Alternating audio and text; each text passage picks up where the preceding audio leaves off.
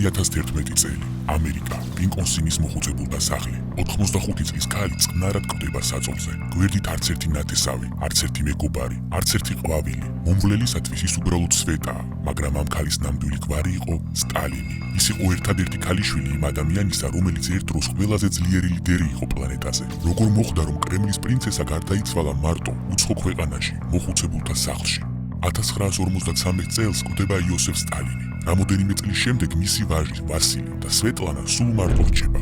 მალევე ნიკიტა ხრუშოვმა საბჭოთა ყრილობაზე სტალინს ტირანი და დიქტატორი უწოდა. აიკრძალა ყველაფერი, რაც კი სტალინთან იყო კავშირში. ქანდაკებები, სახელები, პორტრეტები. სვეტლანას აუკრძალეს ინტერვიუს მიცემა, საკუთარი აზრის ხმამაღლა გამოხატვა და საზოგადოებრივი ტრანსპორტით გადაადგილებაც კი. ერთადერთი ადამიანი, ვინც მას ზურგია აქცია, იყო ინდოელი კომუნისტი რაჯეშ სინგჰა. სვეტლანას საქმრო. იგი ტუბერკულიოზით იყო დაავადებული და 1966 წელს ისიც გარდაიცვალა. ერთწლიანი ლოდინის შემდეგ სვეტლანა მიიღო უფლება საქმროს ფერფლი ინდოეთში წაეღო, მაგრამ კაკების თანხლებით.